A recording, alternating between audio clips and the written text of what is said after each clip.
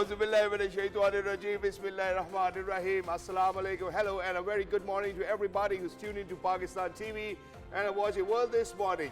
Ladies and gentlemen, we hope and pray that everybody out there is doing wonderfully well and that you're ready to kickstart your day with us. But first things first, I happen to be Shahid Khan, and with me, I'm really lucky that I've been joined by my wonderful colleague, happens to be Miss Eesha Rehan. So, Eesha, hello, assalamu alaikum. How are you feeling today? Walaikum assalam, Shahid. I feel absolutely great. However, you know, today started off with a big wardrobe malfunction. So I think it's very necessary for everyone to have a backup dress planned out for your office. So I think that's the message of the day from my side. But how are you, Shahid? Well, how are you feeling on this bright sunny morning? So far, so good. And you know, because you mentioned this, I'm going to share this very interesting story with you. And that is that every time that I'm traveling somewhere, so maybe within the country or outside the country, I always make sure to at least keep 2 or 3 different pieces with me in case if I spill something onto my clothes, because that's one thing that I almost fear about every single day when I'm sipping up on my coffee. But we hope and pray that everybody out there is having a fantastic morning. May you be in Islamabad, anywhere in the world. Ladies and gentlemen, make sure that your cup of coffee is ready, because we've got quite a lot of stories that we're going to build up on. A couple of stories that I brought in. I don't feel like saying it every single day, but there are a couple of stories that Eesha will speak about. But first things first, ladies and gentlemen, moving on towards highlights. I think that the first highlight really needs to be about, we will be talking about in the first part of the show, where Israel attacks across Gaza have continued despite a ceasefire being agreed upon on October 10th, with 13 bodies received by the hospitals in last 24 hours. Israel has continued its airstrikes and shootings in Gaza, raising fears over the future of its fragile ceasefire deal with Hamas, as United States envoys ramp up diplomacy to get the deal back on track. Since the US brokered ceasefire began on October 10th, Israel has made several breaches with outbreaks of violence resulting in the deaths of at least 97 Palestinians. In addition to this, on the other hand, we would want to kind of build up on the situation in between Pakistan and Afghanistan and how the two countries have actually agreed for ceasefire in Doha at the weekend after days of border clashes that killed dozens of people. All right, you know, thank you so much for highlighting that, Shahzad. And let's talk about the sports world. This week has been filled with drama, rain, rivalry, and in equal measure, the Asian Cup trophy is caught in a diplomatic drizzle as Pakistan's women's team has faced a heartbreak at the World Cup, while the men's side is gaining it out at the Test series in South Africa. We will be talking about how India won the Asia Cup final in India versus Pakistan. The Asia Cup final, and however, they did not receive the trophy. And how now BCCI have actually written a letter to the ACC to get the trophy, and what the ACC has said, they have said that, you know, that the first week of the next month we can actually hold a ceremony in Dubai to give you the trophy. But that's something that we will speak about. In addition to this, Pakistan's women's cricket team is really out of the race of the contention for qualifying in the semi-finals. Last but not the least, we will speak about how this is the third day of the second test match in Rawalpindi, where South Africa have already lost 5 wickets. All right, you know, I think Shahzad definitely summed that up. This is what teamwork looks like, Eesha. Definitely. And with our last highlight, we will be talking about how there are different diets now around in the globe, right? So we all have that one friend who becomes an expert after looking at a reel about a keto diet or intermittent fasting. So skipping breakfast and maybe going on a diet juice cleanse is very severely harming our bodies. We will be discussing how different the diet trends are impacting people in the wrong way. We will have a dietitian with us, and yeah, that is. And it's particularly because Eesha's been dieting lately as well. Oh my gosh, no! We'll I wish you could see me eat. We'll talk about it, but right now, ladies and gentlemen, we're heading out towards a short break. Once you come back, it's quite a serious topic we need to speak about, where the ceasefire looks like under threat, maybe Israel or Hamas. We'll speak about it. Don't go anywhere. We'll be right back. Have a great morning.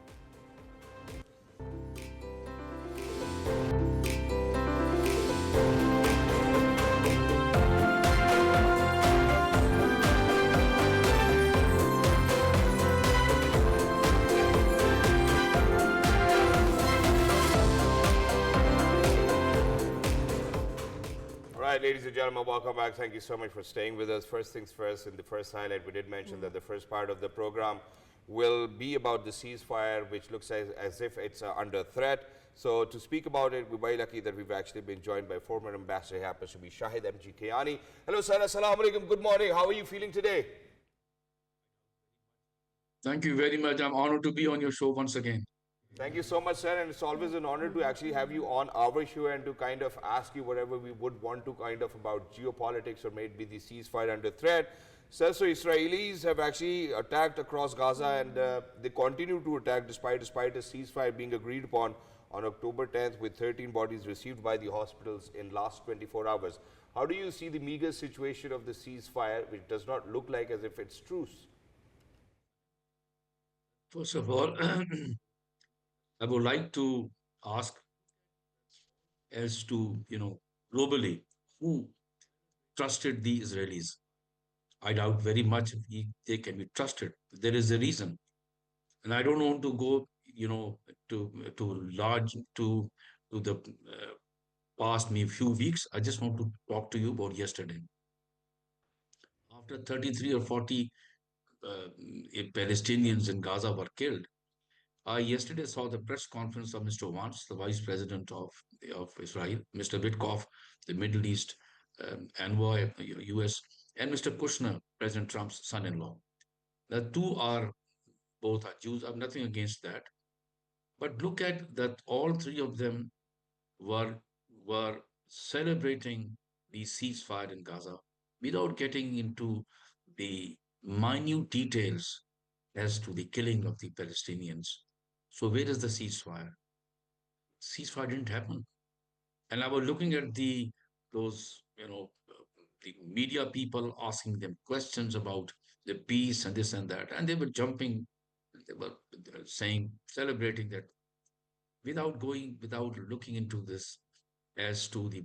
I think the media should have asked, sir, what has happened to the ceasefire? Why are the people in Gaza being killed? I did tell you if President Trump would use the authority which he has, I think things will go in the right direction. But the Israelis know these three big personalities, you cannot have bigger personality than the vice president, the son-in-law, and the Middle East envoy, US, to come to that country and not give the right signal, the message to the Israelis that enough is enough. You have killed enough.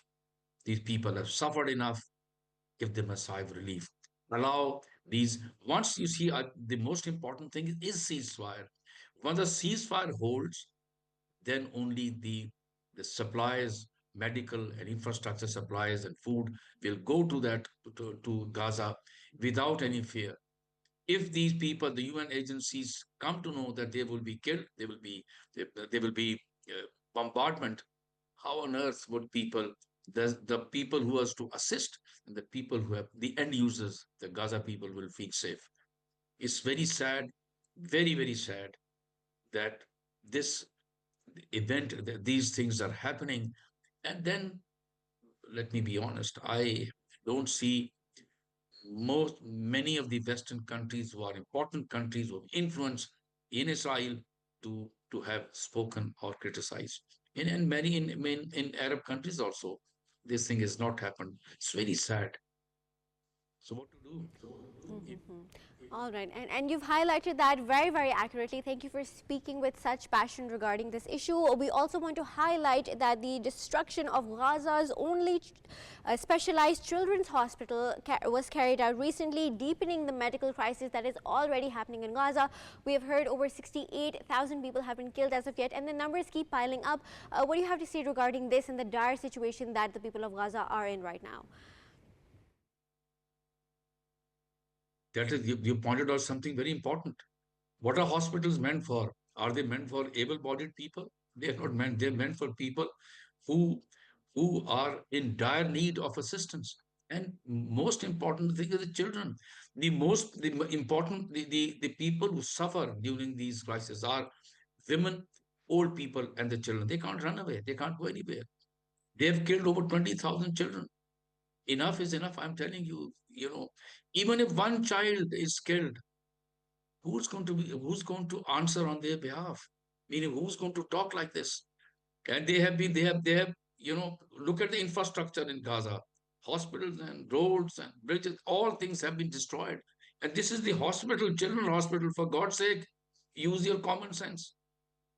If you think there are some people hiding there, okay, talk to the Gaza or Hamas. You have to talk to Hamas people. I'm not defending them, but they are the ones on the ground. Talk to them. Have a direct line of communication with them and tell them that yes, if you think there are people hiding with weapons, talk to them. But don't destroy the hospitals, the infrastructure. Now, it pains me. How on earth are we being, who's going to answer these atrocities to the Almighty? Meaning that you are here. And my most important thing is the Israelis themselves. Look at the manner in which they suffered during the Second World War. They talk about the atrocities committed on them. They should have learned a lesson. They should have been the first one to in the forefront to say that, okay, we suffered, we not allow other people to suffer. But that's not happening.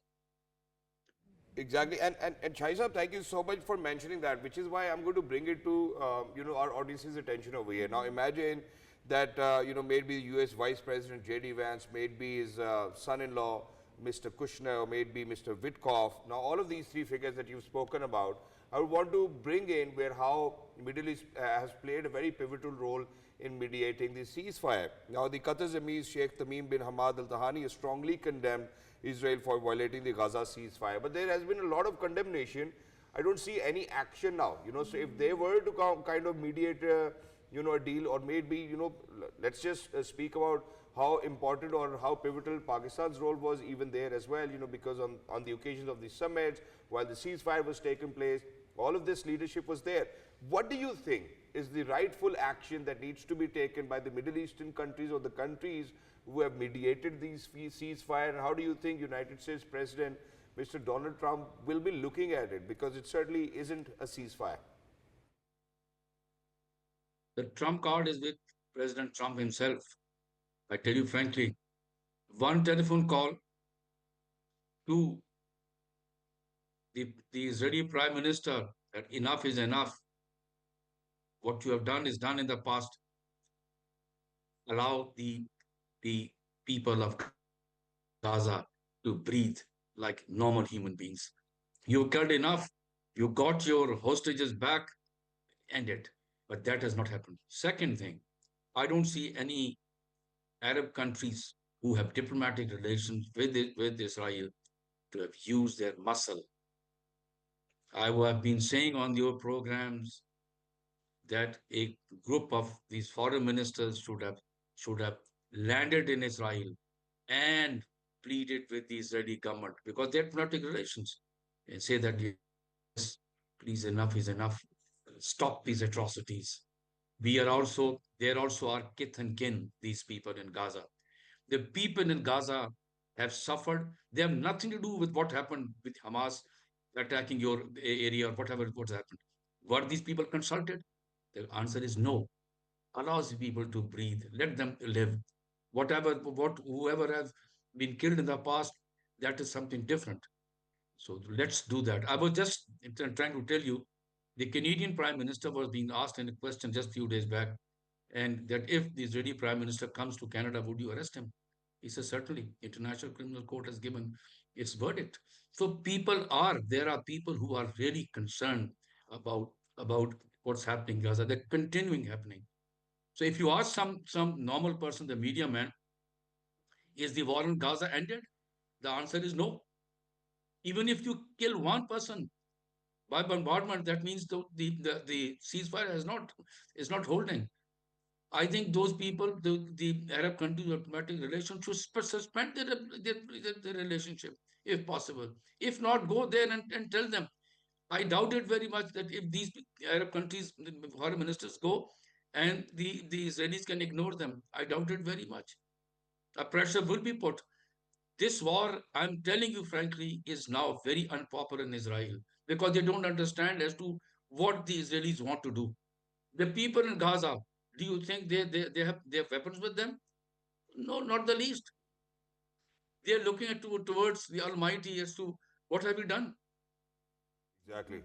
And so this is the point well taken as well, and I think that the world kind of now speaks about it. We've been talking about it for the last 2 years, and it looks like as if the atrocities carried out by the Israeli armed forces, or maybe the criminal wanted by the ICC or ICJ really needs to put a stop, maybe by, as you have mentioned, that that it's the trump card that the President Trump really needs to play, and give him a call and tell him what is in the past, and now let's just stick to the ceasefire which have been agreed upon.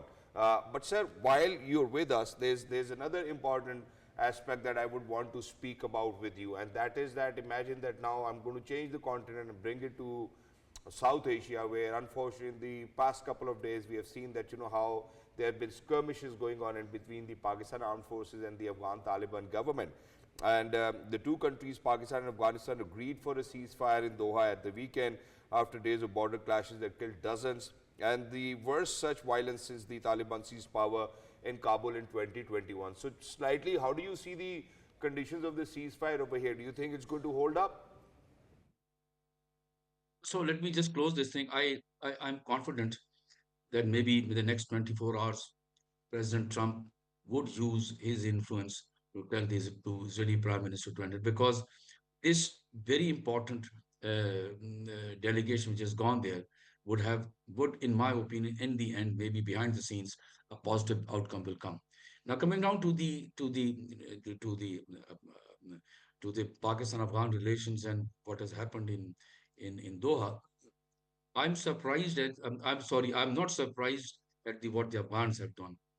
If you look at this country with which we have not had a normal relationship in the last more than 7 decades. I give you my word. Starting from their opposition to Pakistan's joining the UN till today, off and on, twice we broke up diplomatic relations because what they did. Just very minutely, when the Americans left Afghanistan, we continue to have a diplomatic mission in Kabul. I know Mr. Mansoor, a very fine officer, our ambassador was there. Then we continue to have trade. We didn't close down our mission. We continue to support them. As compared to the new friendship which they have found, the Afghans with the Indians, they closed down the mission and they just vanished. So we now have been telling the Afghan government, very straight, as they say, tyranny of geography, in which, you do not choose your neighbors. The most significant thing is the compulsion of peaceful coexistence. We don't want friendship, or as they sometimes say, brotherly relations. They don't exist. The only peaceful coexistence. These Taliban, who had suffered themselves for so many decades, has yet to understand that it's important that you listen to your neighbor. We have been just telling them in very easy, language, that do not allow. All Exactly. right. And sir, at this occasion, what I'm going to do right now is, because just yesterday the former minister, Mr. Khurram Dastagir, actually even spoke with the representatives of the Pakistan TV, and there was quite a lot that he mentioned. He did say that, the way he shared his views on the ongoing Pak-Afghan talks, he emphasized that Pakistan has urged the Taliban to put an end to cross-border terrorism as well. And I would want to share it with my audiences and come back after this statement. We remind my audiences how the Honorable Prime Minister Mia Mohammed Shahbaz Sharif Saab's what actually did move me, where he said that we cannot pick up our neighbors, and that we are going to be here till death may come to us, or may it be the doomsday. So we really need to make sure that such sorts of hostility needs to go down, where Pakistan have been home to 4 million or more refugees, where Pakistan have provided them with shelter, food, education, all sorts of things. It is about time that we as neighbors are more cordial amongst each other. But for that, whatever requirements the Pakistan Armed Forces, Pakistan government has actually brought forward, needs to be kind of make sure that on 100% basis that they have been agreed upon by the Afghan Taliban government. So I'm going to go and share this very message of Mr. Khurram Dastagir, who happens to be former minister, with my audience, and come back to you. Please, let's go. The first thing that Pakistan has insisted on and will continue to insist, that as a successor state to Great Britain, that Durand line is the word itself is not acceptable. It is international border. There are multiple agreements, documents, international law, uh, papers that declare that it is the international border. Their insistence that it is no longer that it's not the border. It's mainly because of their economic and political reasons to keep their population somehow questioned regarding the Pakistan situation.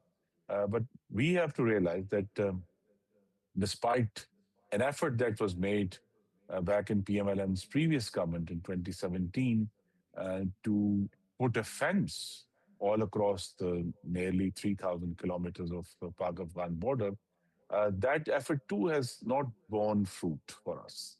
So we have to find ways to secure the border, and we have to accept that it will require extra investment from Pakistan, even more than what we did in 2017, 2018, to make sure that the Pakistan border is now actual line which demarcates two countries. I cannot emphasize how important this issue is. This is really crucial for the future of peaceful Pak-Afghan relations. It's a difficult challenge.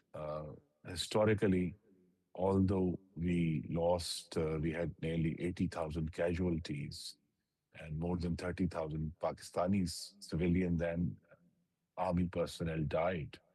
And there's so many hundreds of thousands injured, maimed, handicapped. But we have not been.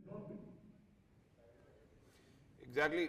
Now, Shahid Kiani Sahab, what I would want to speak about is that the former minister, Mr. Khurram Dastagir himself says that, that it's a difficult task. The demarcation now needs to stand tall as well, the way that borders are now, and, how Afghan Taliban, unfortunately, repetitively, we have seen, allowed if you have to speak about the Talibans or the Afghan Talibans, to kind of go on and do all sorts of skirmishes around the 2,600-kilometer border that we share with them. How do you see the future, and how long do you think that this will actually hold up? First of all, I must commend Mr. Ghulam Dastagir, the Honorable. He's been Minister of Defense and Foreign Affairs. I'm a great admirer. He writes extremely well, and what he has said makes a lot of sense.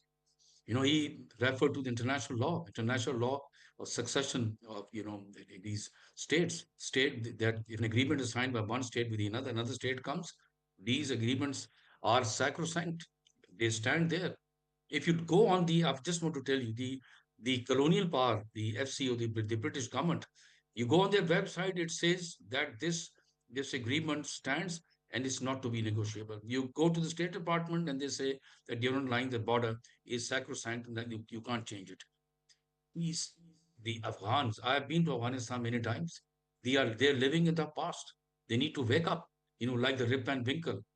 They need to wake up and try to understand if they want to focus on their own people, to improve the lives of their own people, they have to have these borders to be peaceful.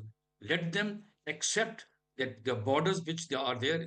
Mr. Dastagir talked about fencing.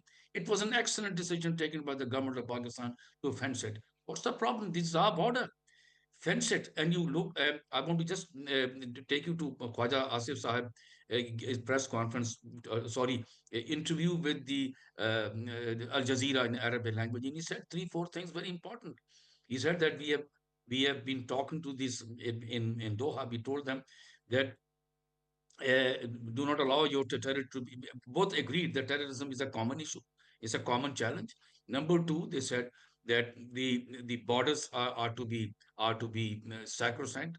No negotiations on that. And third, we said that let there be trade between the two countries. Three, all these things are tied together. The Afghans, the Taliban government, I do not know. They need to get their states checked. What are they trying to do? What do they want now? The occupying forces have gone. I'm reminded of my stay in Vietnam, and the Vietnamese government, they told their own people that the occupying forces have gone. We need to put our own house in order. And look at Pakistan. We have housed your refugees for the last 4 decades. Please wait. Exactly, Kiani Sahab, but at this point of time, since we're short on time as well, just to kind of wrap it up and sum it up for my audiences. Now, imagine that on the 25th of October, there will be a follow-up meeting, and that too in Turkey, Istanbul. Number two, what I would want to kind of ask you is that, God forbid, you know, if whatever suggestions have been brought forward by the Pakistani government for the Afghan Taliban to abide by, if they do not abide by that, do you think that it can grow into a bigger conflict, or do you think that the ceasefire will hold? Just to wrap it up. First of all, I am sort of an optimist, let me be honest. The sort of the understanding which they reached in Doha uh, gives me some sort of hope. Now, coming back to 25th in Istanbul, you see, the most important thing is two, three things I quickly say to you. The government of the Pakistan-Afghanistan government should put, sign it that borders are sacrosanct. There will be no violation of the border. The name borders should be there. The borders are sacrosanct. They will not be allowed to be to be violated. Then, second thing is both the country will not allow their territory to be used by these whatever XYZ forces to to attack each other. Not to be allowed. Third thing I said, and trade, transit, other things, most good thing. Most important thing would be they should be guarantors, countries of regional countries like China, Iran, China, Iran, Turkey, and possibly Qatar also. No harm. These four countries are extremely important because if there is no guarantors, the Afghans would continue to violate. I tell you very frankly, they are known for that. But this time, the government of Pakistan should tell them, that listen, you have suffered during the occupation. Now we are your neighbors. We like to help you, like to assist you, take a voice to around the world. Exactly, exactly. Which is why thank you so much for mentioning that it's already Qatar and Turkey have actually played a role as well. But thank you so much, Shahid Kiani Saab, for being with us. Thank you so much for your wonderful insights, on a subject which actually is very close and near, to us and to our sovereignty, territorial integrity, and the safety of the people of Pakistan. And not just the people of Pakistan, I think that the people of Afghanistan as well. And it's about time that the Afghan Taliban setup really needs to kind of think about whether what do they want to bring onto their nation. With that, I'm going to head out towards a short break. Once you will come back, there's something that we will be talking about. It's something which has to do about Asia Cup trophy, I guess. Exactly, the controversy regarding that. We will be catching you soon.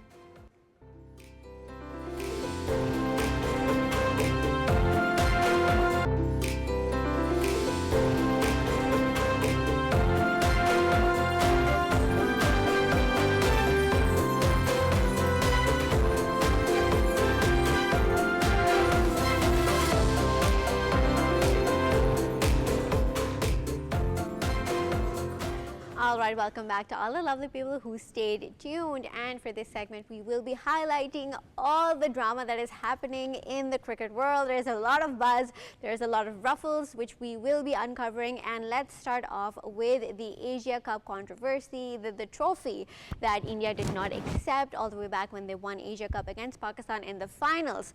And now they have apparently written to the ACC of the Asian cricket, Mohsin Naqvi, asking for the trophy to be handed over, and it is said that it will be handed over in Dubai in November. We will see how that unfolds, but it actually speaks about the unprofessionalism of the team.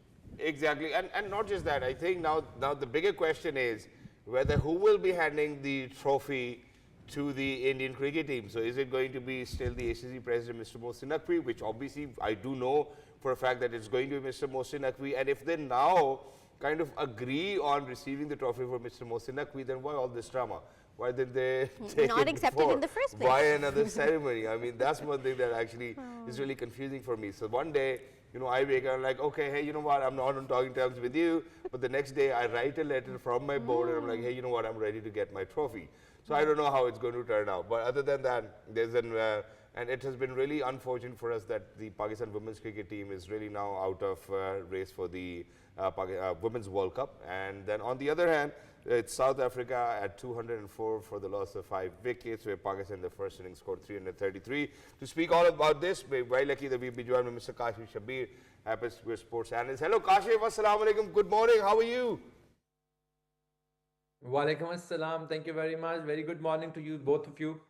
Thank you so much. Kashif, quite a lot have changed. The ODI captain has changed as well.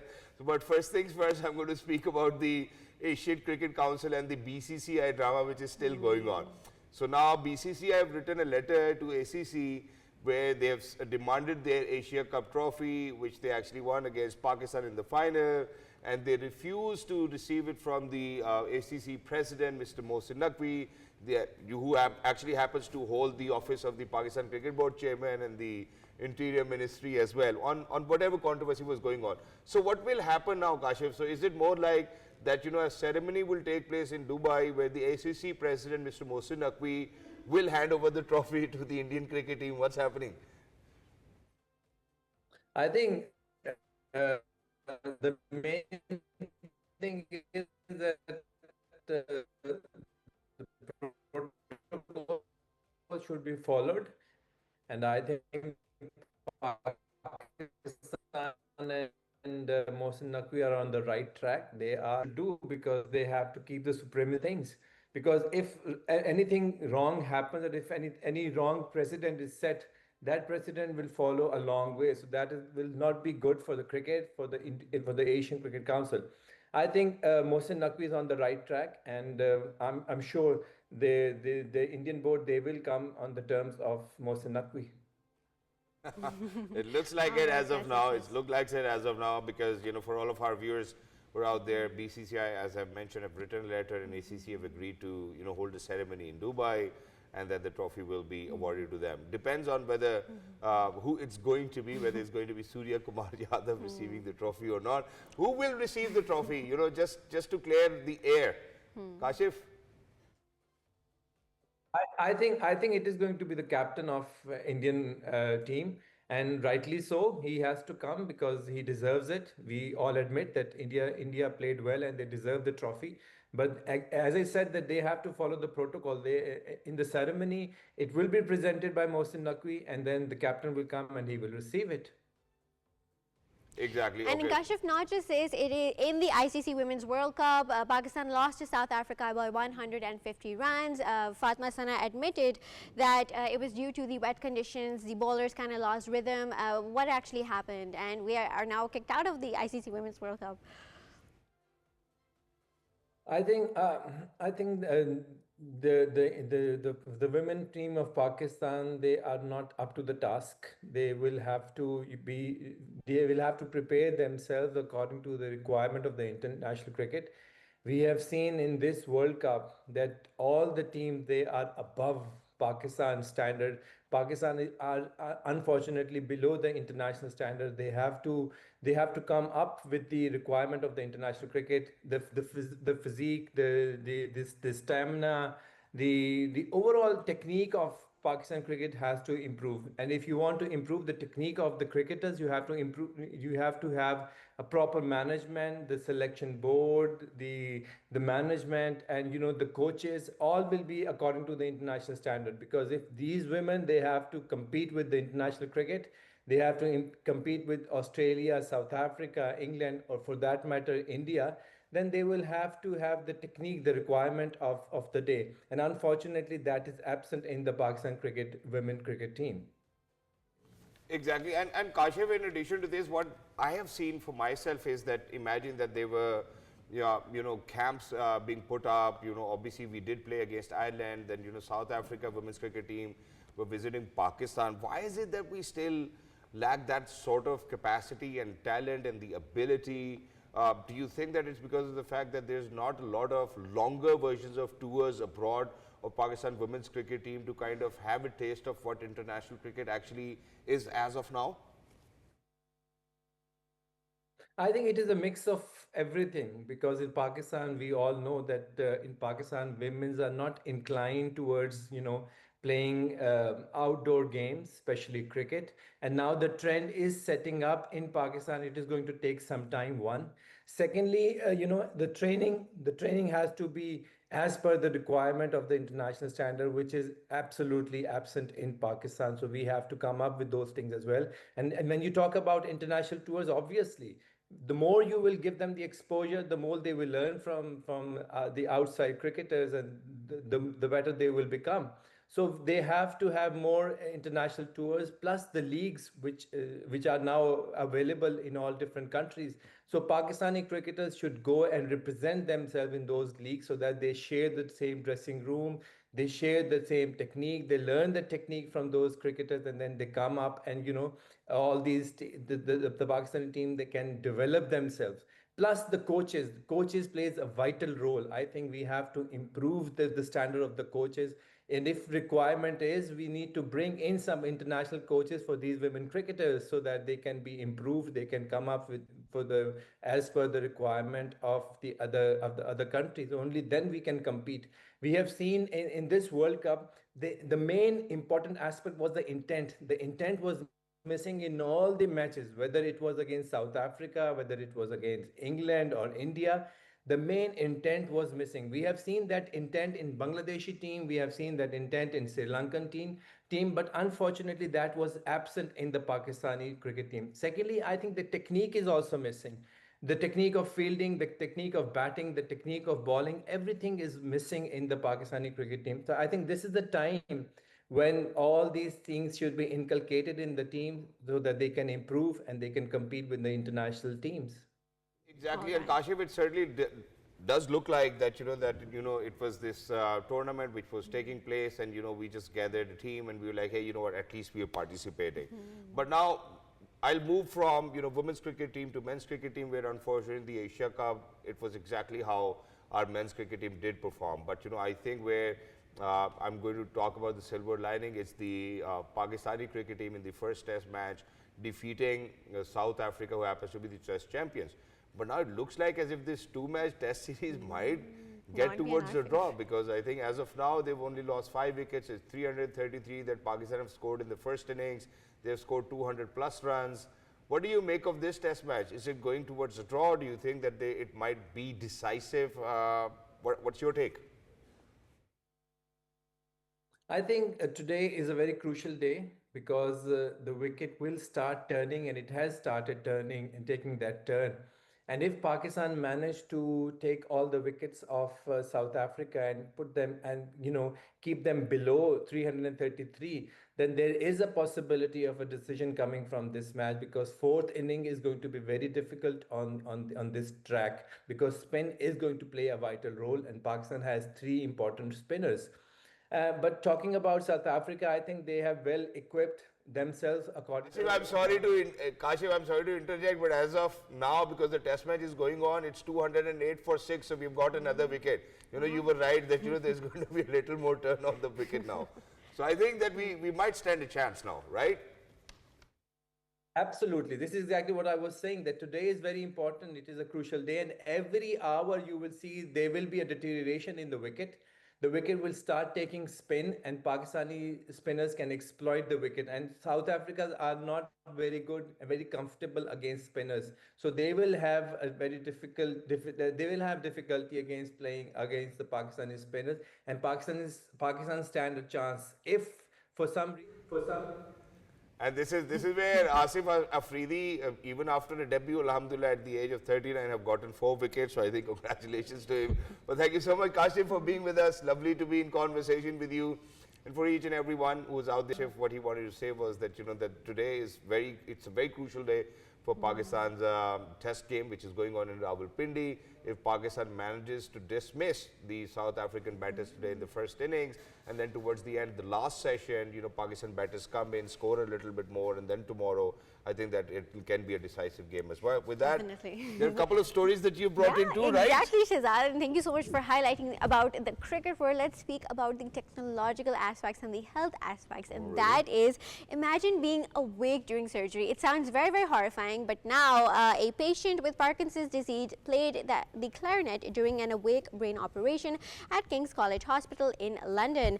Denise Becken, diagnosed in 2014, underwent a 4-hour deep brain stimulation procedure to ease the slowness and stiffness that had affected her walking, swimming and dancing, and her clarinet playing abilities The neurosurgeon leading the procedure said that such surgeries are kept and are performed with the patient awake to assess improvements in speed, stiffness, and in tremor in real time. I was about to mention that as well, that rather than more of a technological aspect, it's the well-being of the patient, because it's a brain surgery.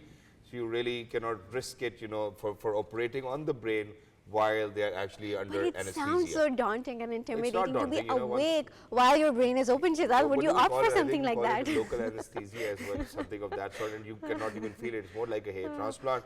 But you know, for people who are out there, people who are playing their instruments while their brain surgery, I think they're standing out of the box. But over here, very quickly, I'm going to share where Riyadh season 2025 open with a colorful balloon parade and street performances as Saudi Arabia launched the latest edition of its annual entertainment festival, part of efforts to attract tourists and diversify its economy under its Vision 2030. I was lucky enough that I was there last year as well as a host, and I think that it was great to be in Riyadh and, you know, kind of conducting all such sorts of festivals. But while we were speaking about festivals, brain surgeries and whatnot, I think Eesha has been really primarily focusing on diets, right? All right, no, Shahid, I've not been focusing on Eesha, diet, but diets are very generic. Everybody can speak about them. Why do you have to look at your papers? No, I mean, I want to be factually correct, but you know, Shahzad is very on point, because we are entering in the phase of Shadi season in Pakistan and all across the globe. People want to lose weight, I right? was done with Shadi season 13 years ago. Oh wow! So the thing is that obviously, you know, people are going towards Ozempic, people are going towards extreme dietism, right? Whether it's intermittent fasting, whether it's keto serious? diet, whether vegan dieting, right? So, but however, certain diets do not suit our bodies. They could have adverse effects, they could have reactions, they could lead us to be deprived of the minerals and nutrients that we need. We And to actually speak have an more expert about to this, speak about it, we Eesha. have an expert in our studios today who happens to be a medical consultant. Thank you so much for joining us today, Miss Rubia, Dr. Rubia. Dr. Rubia Usman is over here, one of our favorite guest ladies and gentlemen. She's always full of energy. So I think we're going to give it to you. Thank you. Take it away, you know, all different sorts of. So there's water diet these days, there's intermittent fasting, there's, I don't know, so many Keto, types of fasting. So vegan. please take us Go through. ahead. So first of all, I think the most important thing is there are three elements to eating. So the timing of food, the quality of food, and the quantity of food. So that is it. Matlab, itna complex, we make it complex. Yeah. Ki should we have keto, should we have paleo, should we do Atkins, jo ki basically is low carb, high protein. But generally the concept is quantity of food, quality of food, and timing of food. So quantity mein to it's a no-brainer. Eat less, move more. That's it. Simple as that. Portion control. So if you can't do anything, if you have diabetes, you are kamzor, you get behosh if you eat less, and you have all those problems that I get really annoyed at, then just reduce your portions. Have food the same times that you normally have, but have less of them. So rather than taking the big plate of food, make your plate smaller. How easy is that? Okay, get the choti plate which comes with the, you know, the salad plate that nobody looks at and it's just there for me to take out when guests come over. So use that plate for food. So when the plate is smaller, psychologically, they have lots of studies been done which show that if you have the smaller plate, you finish the whole plate, you feel more happy and you feel like you're more full. I don't believe that, but that's what people have said. Yeah, I know. Yeah, I mean, smaller plate for me is like There really are 6 small. of them. No, but the smaller plate is really small for me anyways. No, but see, that's important as well. Now, so I was reading up before coming, and I was seeing that like average calorie requirement for a male is 2,500. Now, if Shahzad bhai has 2,500 calories, he'll probably just going to implode. Can you imagine him eating 2,500? No. So it depends on the person. So age, your sex, whether you're male or female, what your lifestyle is like, if you're a fit and active person, if you have a sedentary lifestyle, all of these things matter. So it's not one size fits all. Quantity aapne kam kar di, you've got less quantity. Now work on the quality. That should be the next step. So that is where your paleo diet and your keto and your all of that comes in. And you've spoken very, very accurately regarding this, because what is happening nowadays is that people see a 3-minute reel on social media and they become a diet expert. They think, oh, now I need to start keto. Oh, now I'm an expert about intermittent fasting, not knowing that how it's going to impact their bodies, their lifestyle. And in speaking about different diets, so what actually fascinates me the most is the paleo diet, right? yes, So that's my it favorite as moves well. on towards how are the hunters and gatherers age, where we would only eat meat and fruit, no grains, no carbs. So explain more about this diet and So why is it in this trend comes now? from ancient man. So ancient man, which I actually do believe in a lot, because ancient man, there were two things, elements. One was they only ate between sunrise and sunset. So they weren't eating 24/7. Then we invented electricity. Now everybody's awake all day long and eating all day long. Then we had All night long. microwaves. So it's so easy to re-warm food. So then now we started eating 24/7. So that is actually the key. So it's the timing again, like I said, sunrise to sunset, you're just eating like those 12 hours max in a day. Secondly, you only eat what is naturally grown on earth. So basically Mother Earth is feeding you. So that's your animals, your fish, your whoever you can hunt. and whatever you can gather, so your fruits and vegetables. So gandum or gluten doesn't come into that category. So your processed food obviously doesn't, but your literally your anaj, all of these things don't come into that category, because that was invented much later on when man started cultivating and started getting seeds and starting storing seeds and so on and so forth. So that suits a lot of people simply because of the fact that I think there's a lot of hidden illnesses in our country which we don't know about. So we have diagnosed people who are gluten sensitive at 55 and 65, and this is something which in England was done usually very, very earlier on in your life. So it was really interesting to see a person live their whole life eating roti and didn't know that she was gluten intolerant. Oh my And God. then towards the end, there will be somebody or some auntie, beta tera rizq khatam ho. And then it was so hard. So when we tried to convince her that she needs to now go off of this, she was looking at me like as if I'd grown 2 heads. It was like, ये कौन सा पागल doctor है, कोई अच्छा doctor लेकर आओ. So it was literally like that kind of reaction. Yeah, which is why I would want to kind of speak about it now. I think that one of the other issues is that what we need to do is that we need to follow the life of Prophet Muhammad sallallahu alaihi wasallam. Eat one day, and he won't eat the other day. You know, Wow. so that's exactly how Prophet Muhammad sallallahu alaihi wasallam's lifestyle was. And now imagine that the world is coming towards intermittent fasting. Now they're coming towards this water I was going to say, diet these days. I didn't realize that, to be honest. So I learn something new every day on this show.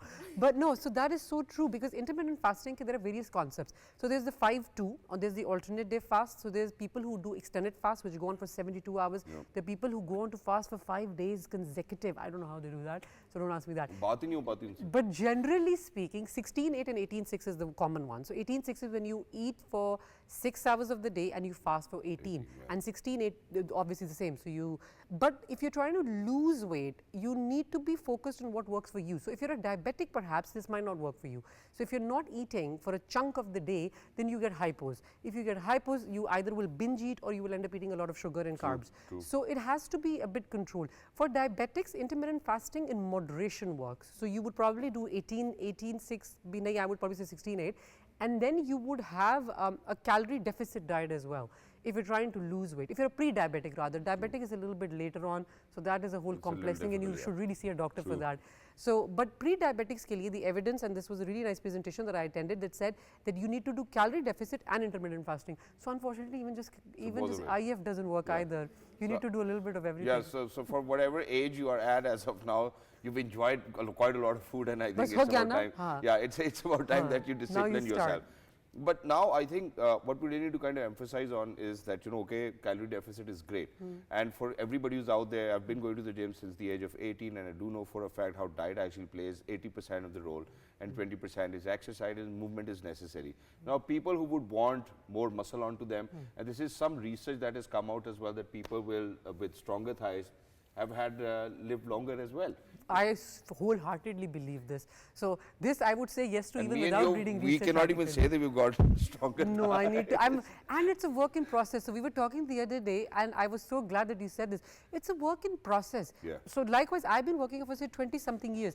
I am still nowhere near where I want to be. I mean, nowhere near. But still we're trying. Yes, every single day. So every single day. And he's right about so for instance, someone who works out, your protein intake has to go up. So you have to eat half of your body weight in protein. That's a lot of protein in your life. Oh my gosh, it is. And speaking about diets, Dr. Rubia, you mentioned earlier that you had a patient who was gluten intolerant, and she found out really later in life after some tests were conducted.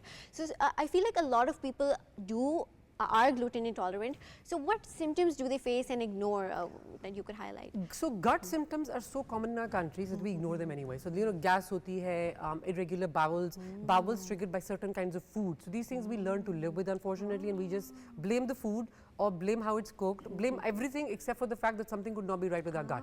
So it's a very basic blood test. You can go to your physician, you can go to your gastroenterologist, and they will do this blood test for you. And that's it. It's like literally black and white. Either you have it or you don't have it. Sometimes it gets a bit ambiguous. So lactose intolerance, for example, is a little bit more complex. So that's more diagnosed much earlier on, because babies get lactose intolerant and we find out then. That, unfortunately, is just elimination. So what I recommend to my patients always is that first thing you have to do is you have to eliminate one food group from your diet for about 2 weeks. So either it's gluten or it's dairy, whatever you think is the culprit which is causing you trouble. 2 weeks, don't have it. But then after 2 weeks, you have to have it, and you have to compare.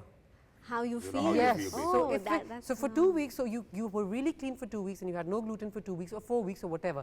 And then now you restarted it and now suddenly you're like, oh my God, my problems are back. So then that basically means go to a doctor now. Oh, wow, Exactly. that was so And- informative. Yeah, one last question, and that is that, so what happens is that with higher protein intakes and then pre-workouts and protein shakes and then a lot of meat that we consume affects our liver too. Yeah. How do you think that we need to keep a check on that? So hydration is the key here. So liver and kidneys both. Not everyone can have a high protein diet, and sadly a lot of people find this out after they started this really intense, like 90 to 100 grams, or in boys, men's case much more than that. Almost every day. Yeah, so that's when you realize that, oh wait a minute, my body couldn't tolerate that. A lot of your supplements have to be third-party verified. So this is the simple test. You need to Google it. ChatGPT is your best friend over here. Find out if what you're having is third-party verified. Don't have it if it's not, because that might have arsenic, that might have lead, that might have some harmful things in it that you don't want to have. Because it's powder that you're having, isn't it? You can't physically eat about 12 eggs in a day, but cheat with yourself. Have more egg whites, have more meat, have more red meat, have lean red meat, things fish, like that. yeah. Fish is amazing. is the Prawns, best fish. protein. Yeah, prawns, Cottage fish, cheese. yeah, wonderful. Yogurt. Or special Chinese rice with prawns or prawn tempura. Wow, it feels with like soup Shahid these is days. getting It's hungry. fantastic. He always talks about food, and I always end up feeling hungry after the show because I don't eat in the mornings either. Exactly. Well, thank you so much, Dr. Rubia, for being with us. Thank you so much for always bringing your bestest attitude ever to our show. And it's always wonderful to be in conversation with an expert like you. For people who are out there, ladies and gentlemen, till now, we are well this morning, and inshallah tomorrow we will be well this morning. Look after yourselves. Have a great day. Look after yourselves. Control your diet if you need to.